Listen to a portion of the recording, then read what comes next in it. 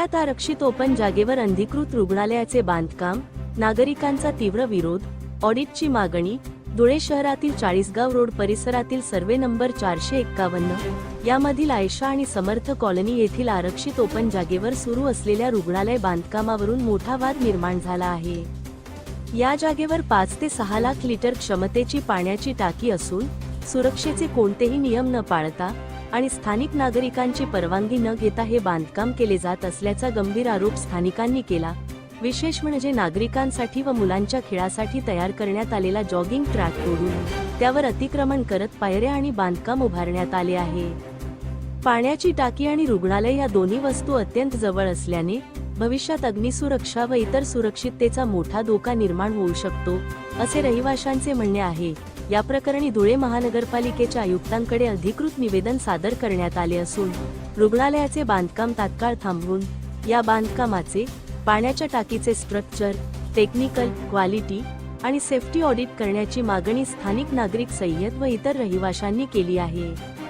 Dhule crime न्यूजसाठी अब्दुल रहमान मलिक, धुळे। सय्यद समर्थ colony 40गावचा रहिवासी असून या ठिकाणी गेल्या अनेक दिवसापासून final plot number 74 survey number 451 मध्ये ओपन जागा आहे। त्या ठिकाणी पाण्याची टाकी 5 ते 6 लाख लिटरची उभारण्यात आलेली आहे। उभारत असताना कोणत्याही रहिवासींची यांनी परवानगी घेतलेली नाही, त्याचा आम्हाला विरोध नाही। तसंच त्याच्या बाजूला एक पत्र्याचे शेडचा दवाखाना उभारण्यात आलेला आहे।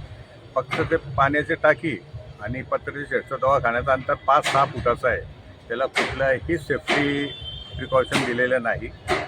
तसेच या ठिकाणी क्रीडांगण मुलांसाठी खेळण्यासाठी होता। जॉगिंग ट्रॅक आम्ही अल्पसंख्याक निधीतून तयार केलेला आहे। ते जॉगिंग ट्रॅकला तोडून त्यांनी त्या ठिकाणी अतिक्रमण पद्धतीने बांधकाम केलेलं आहे। जॉगिंग ट्रॅकच्या वरती पायऱ्यांचं बांधकाम केलेलं आहे। तर या सर्व गोष्टीला या रहिवासींचा विरोध आहे। मुलांना खेळण्यासाठी जागा उपलब्ध नाही आहे। याच्या पलीकडे जाऊन रोडाच्या त्या भागी पश्चिमकडे मोठा एक ओपन स्पेस आहे, त्या ठिकाणी आम्ही त्यांना दवाखाने बांधण्याची परवानगी दिली होती, परंतु हेतू पुरस्कार जाणून बुजून त्यांनी याच ठिकाणी बांधलेलं आहे। त्याच्यामुळे या क्रीडांगणाची जी रुंदी लांबी आहे ते कमी झालेली आहे आणि मुलांना खेळण्यासाठी जागा उपलब्ध होत नाही।